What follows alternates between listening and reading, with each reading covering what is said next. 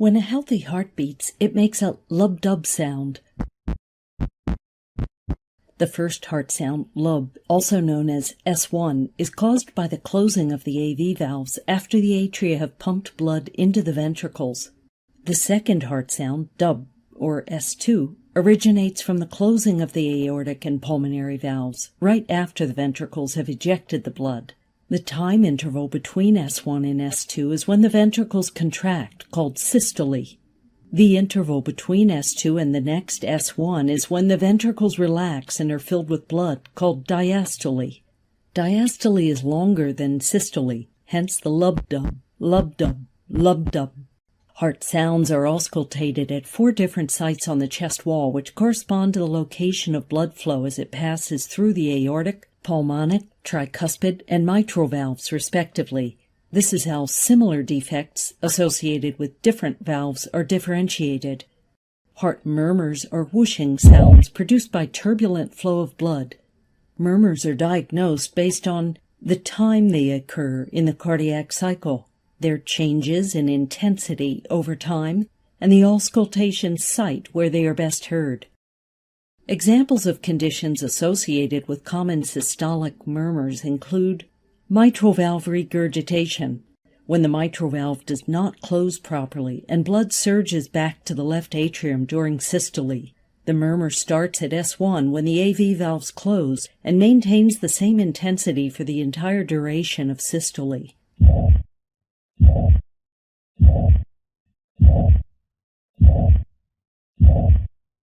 This hollow systolic murmur is best heard at the mitral region, the apex, with radiation to the left axilla.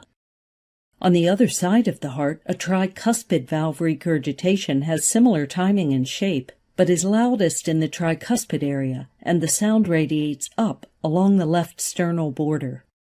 Aortic valve stenosis.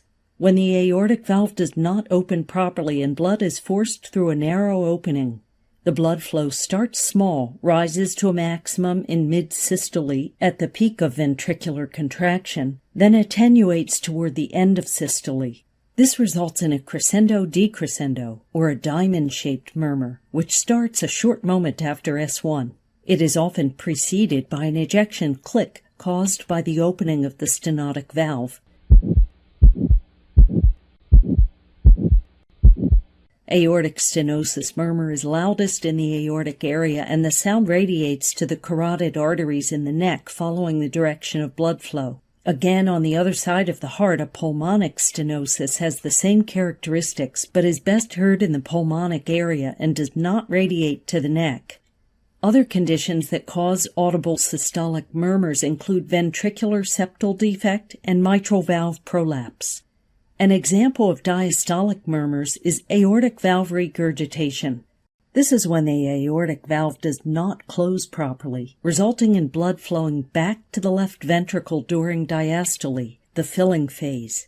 As the blood flows in the reverse direction, the murmur is best heard not in the aortic area but rather along the left sternal border. It peaks at the beginning of diastole when the pressure difference is highest, then rapidly decreases as the equilibrium is reached.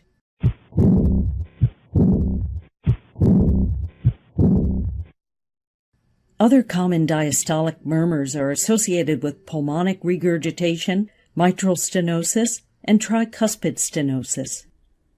Thank you for watching.